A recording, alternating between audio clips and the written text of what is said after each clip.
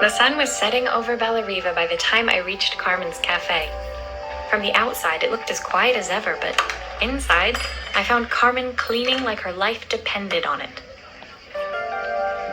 Maria! Oh, don't mind all of this. If Helena finds one speck of dust in here, I'll never hear the end of it. Carmen seemed pleased to see me, but I sensed the fidgeting tension beneath each sweep of her mop. Trying to live up to the standards of someone like Helena seemed like an impossible task. I hope you didn't mind fixing the camera for her. She was furious when it broke. I really need this to go well. If she doesn't lend me the money, I don't know how long I can keep this place going. Carmen led me to a back room, where she'd laid out the components of what looked like a neon sign. I had this made when I first opened the cafe, but I'm hopeless with electronics. So there was supposed to be a sign outside. This might explain the lack of customers. I'd like to put it up before Helena gets here. Can you give it a try?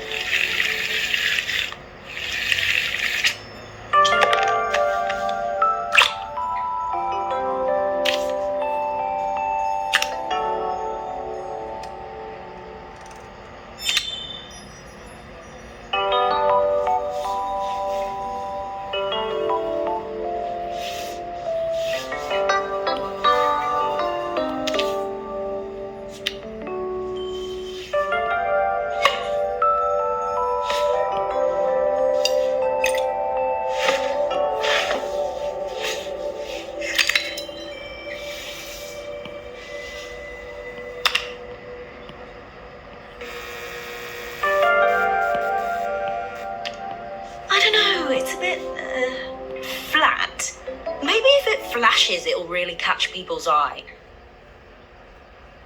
Great idea. I think I have a spare part that could do that.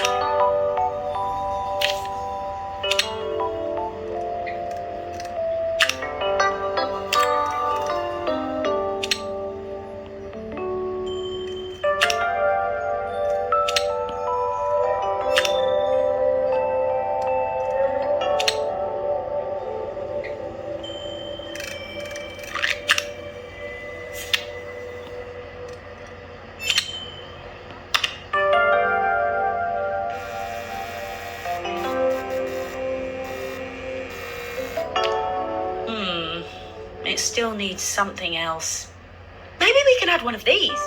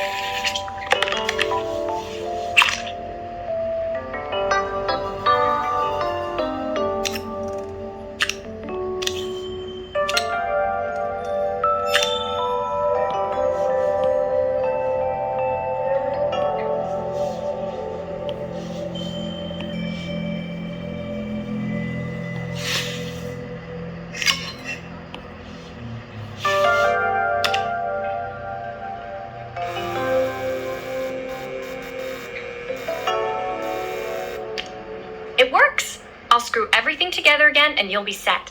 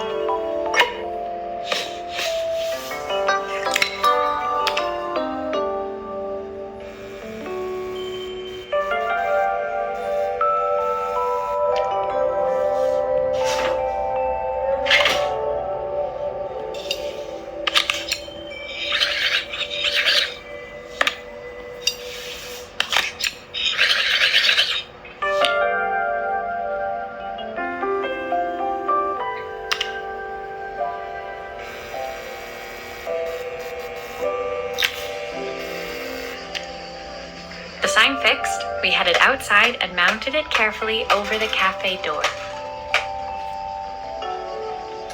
Oh, that's perfect, Maria. It looks just how I imagined it. When I had this sign made, it all seemed so simple. Oh, I can't believe I might have to give it all up.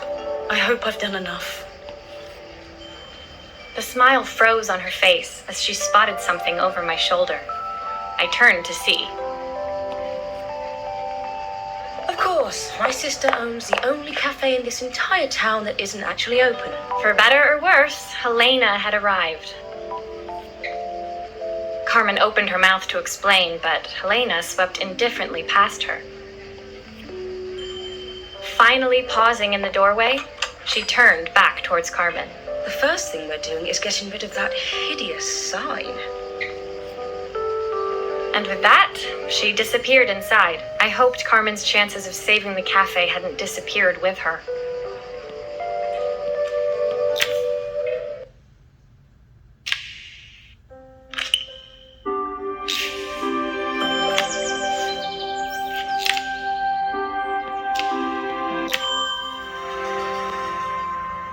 It was the day before the festival, and the whole town was busy getting ready.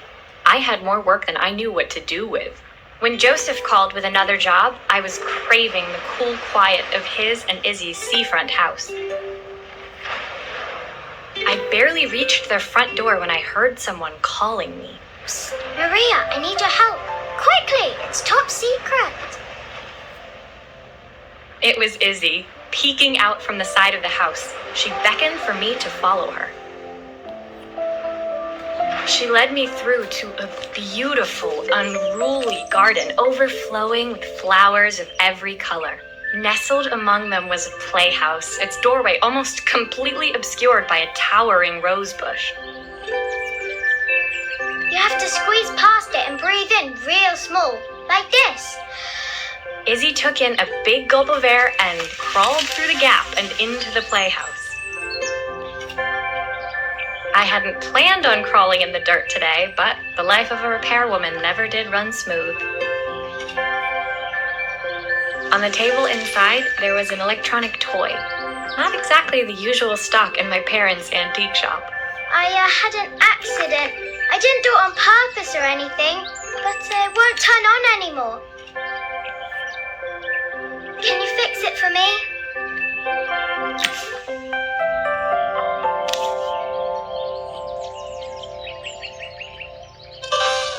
Why does it sound so scary? It wasn't like that before.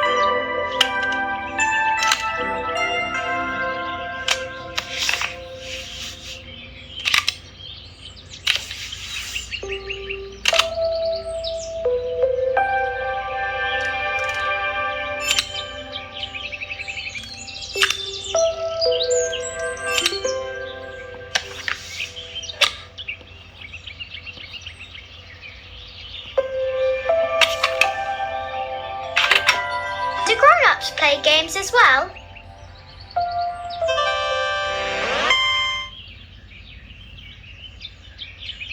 Can you show me how to play?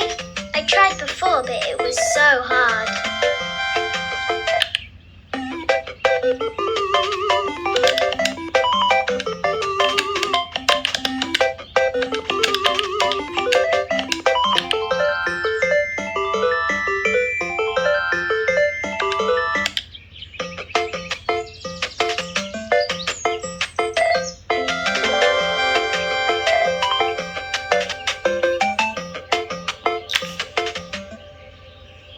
Her toy fixed, I watched Izzy retreat into its screen, taking refuge in a 3-inch world of her own. Well, I'd better head inside. Your dad is waiting for me. Please don't tell him about the game. He'll think I broke it on purpose. Why would he think that? Because, well, I kind of dropped it really hard at the wall. Izzy looked down, scuffing her shoes on the worn floor of the playhouse. My dad said I have to go to the stupid festival tomorrow and put on a stupid dress, and I don't want to. All he cares about is working. He never wants to see me unless it's for his job. I'm not going. He can't make me. With that, Izzy dove back through the rosebush and disappeared into the wilds of the garden. She was so young. She couldn't be expected to see that her dad was struggling too. It made me think, had I really tried hard enough to understand my parents' point of view? I was so focused on the adventures ahead of me. Maybe I didn't care enough about leaving them behind.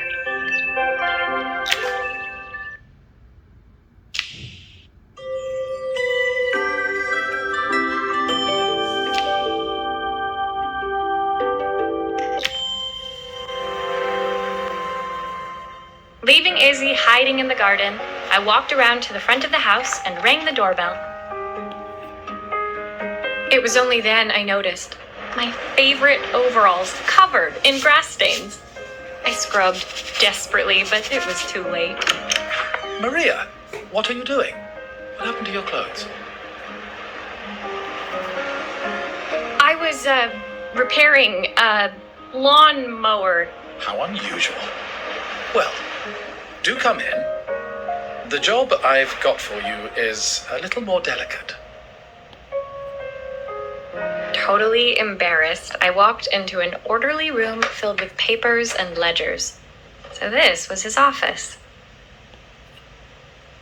You must be so busy getting ready for the festival. Are you looking forward to it? Of course. It's traditional for the mayor to judge food from every cafe and restaurant in town. I'll be declaring the best chef in Bella Riva by this time tomorrow. Speaking of which... He unclipped the watch from his wrist and very carefully handed it to me. I'll have a tight schedule to follow, but my watch stopped working a while ago. Could you see if you can make it tick again?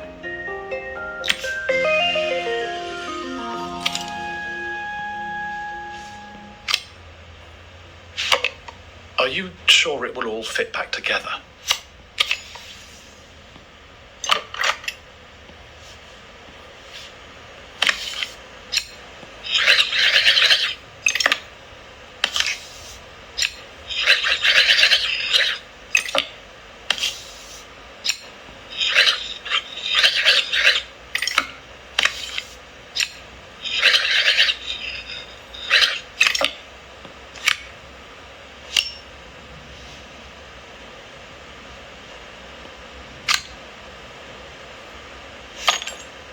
The main plate has completely cracked. I'll need to replace it.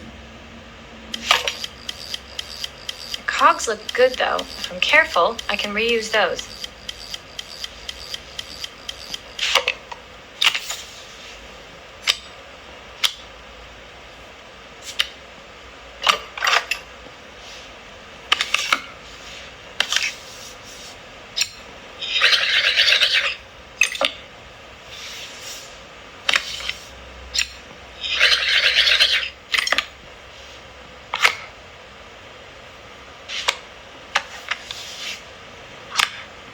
I've not gone a day without this watch since my wife gave it to me.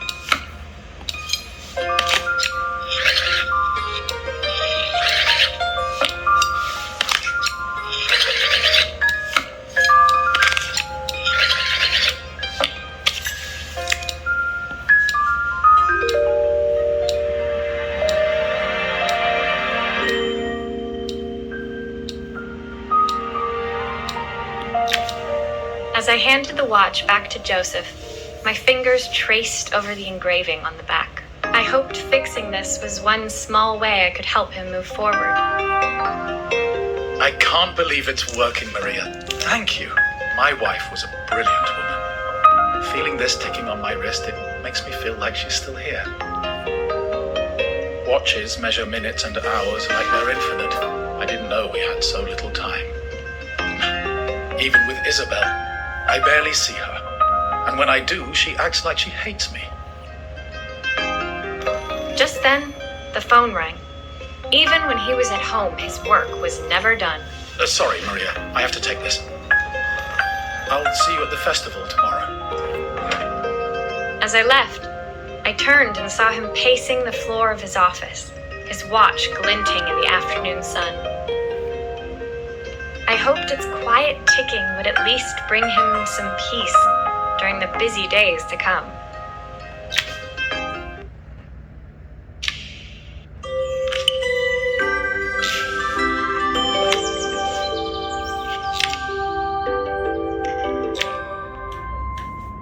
When my last job of the day brought me to Carmen's apartment, the door was opened by someone I didn't expect to see, Helena. Sorry for inflicting this mess on you. Carmen's never seen a knick-knack she doesn't want to buy, apparently. Carmen's apartment was a little chaotic, but totally charming. It was easy to imagine her living in a place like this. It definitely wasn't Helena's style. She seemed more upmarket than flea market. I wondered why she was even here. We're having a clear out, or at least I am. Carmen's not helping, as usual. There's a market at the festival tomorrow. I'm selling some of these things to make her some money.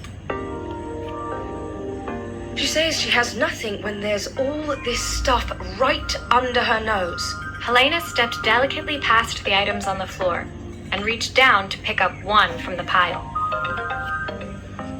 Look at this slide projector. Our parents treasured it, but Carmen treats it like a piece of junk. Can you take a look?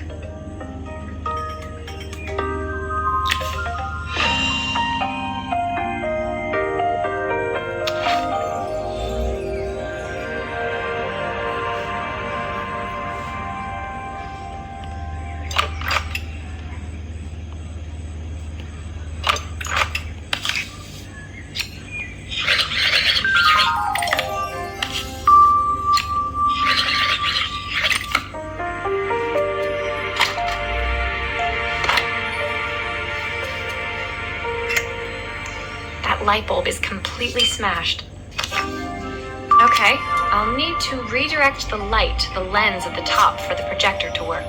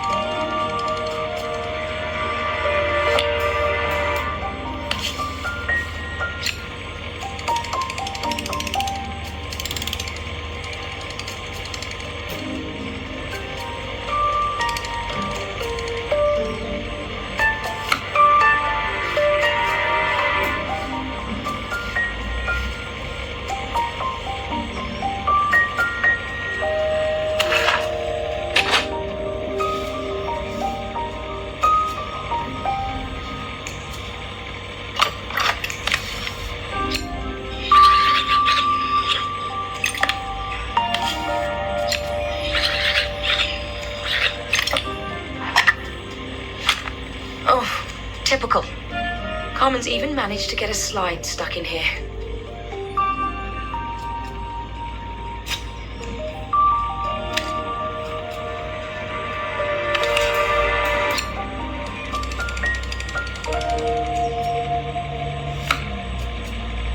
I was so excited when I moved through the city.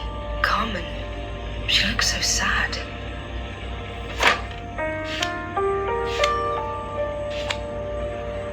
Here's the clicker you'll need to attach. God knows how Carmen broke that as well.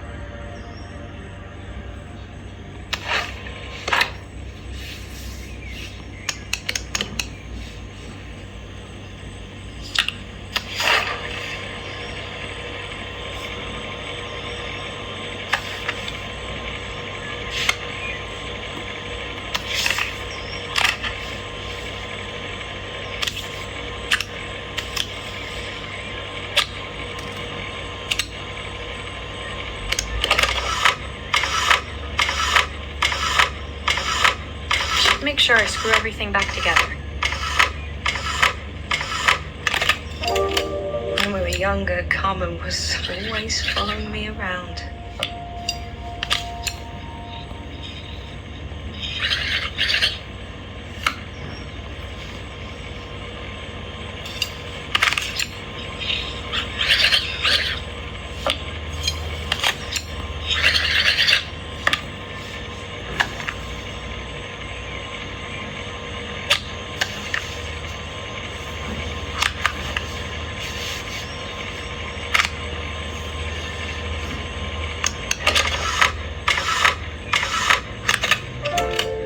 She looked up to me, a cool older sister.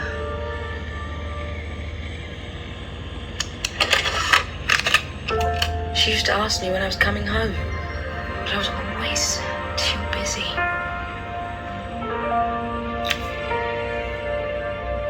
Helena was transfixed, staring at the two young sisters the projector had brought glaringly into focus.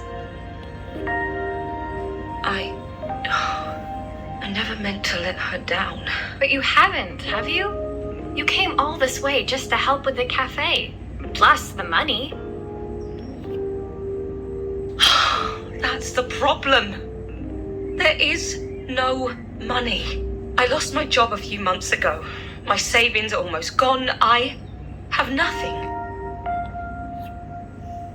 Carmen thinks I'll throw my checkbook at her bad decisions and make them okay. But I can't. Not this time. You know, the funny thing is, I came here wanting to tell her the truth. But she's so infuriating. How can I ask her for help when all she cares about is herself? Helena fell silent, shrinking under the gaze of her younger self, projected onto the wall. We drifted so far apart when I moved away. It felt like the only thing keeping us together was my bank balance. I know I have to tell her the truth. It isn't fair. But I already lost everything else.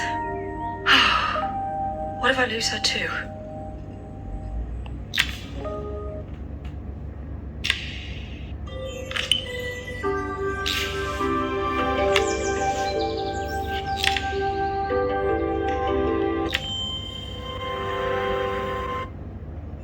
The day of the festival finally came, and after all my hard work, I was ready to put down my tools and pick up a fork.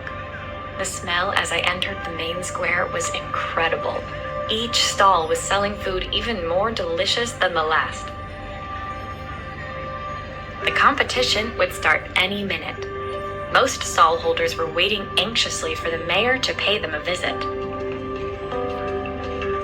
All of them, that was, except Carmen, who was still frantically chopping vegetables and stirring pots. Maria! Thank God you're here. Can I ask you the world's biggest favour? Helena was supposed to help me run the store today, but she never turned up. Probably too ashamed to show her face. I can't believe she lied to me.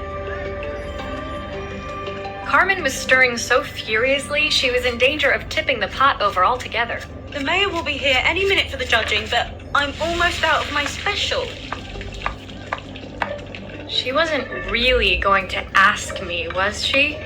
Not on my day off.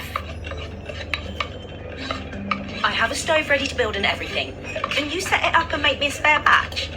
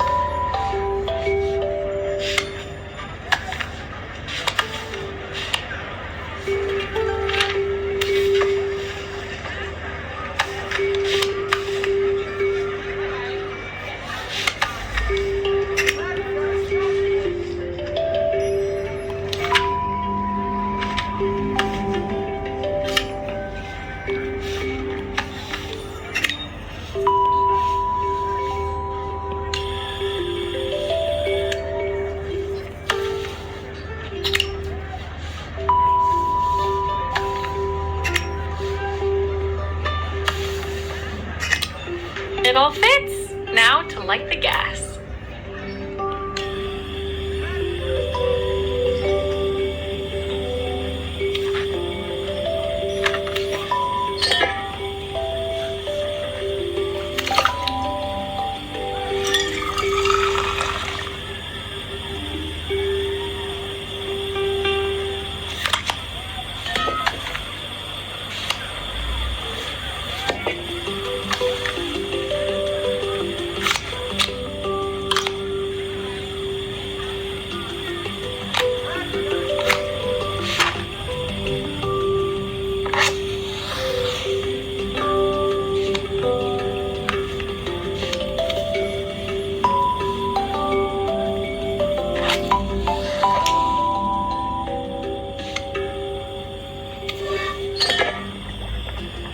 pot is really boiling now. Smells great if I say so myself.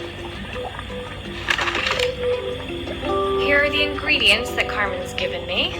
What to add first?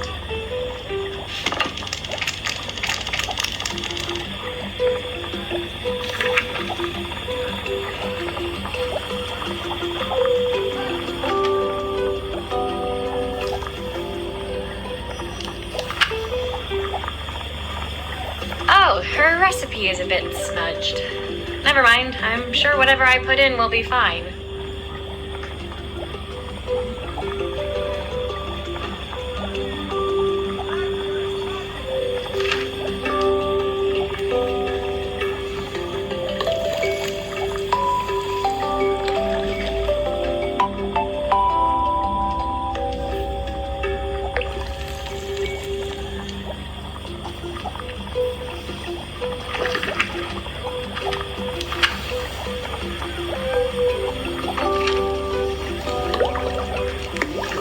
That looks good. I'll scoop a spoonful when I'm ready to serve.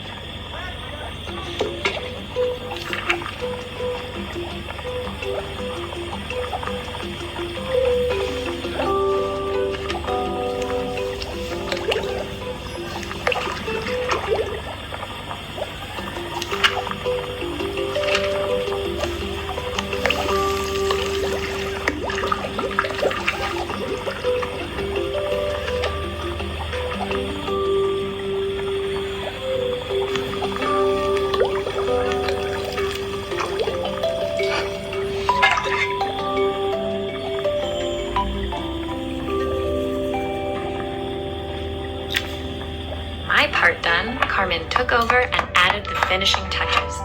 It was just in time, and a moment later, Joseph arrived with Izzy in tow. Carmen anxiously handed them both a serving. That was so tasty. Can I have some more, please? Well, you've certainly earned yourself a loyal customer in my daughter. We have a few more meals to taste, but so far you are one of the best. Good luck. Joseph and Izzy looked so happy together. Maybe the festival was doing them some good after all. Carmen, on the other hand, seemed annoyed. But why, when it had all gone so well? I wish Helena was here to see this. She's so convinced I'll never succeed at anything. She wants what's best for you. She's just not very tactful about it. Yes, I know. Even when I was a kid, she pushed me when no one else did. I just wish she hadn't lied to me. But then, I've asked so much of her over the years, I never stopped to think how much she actually had to give.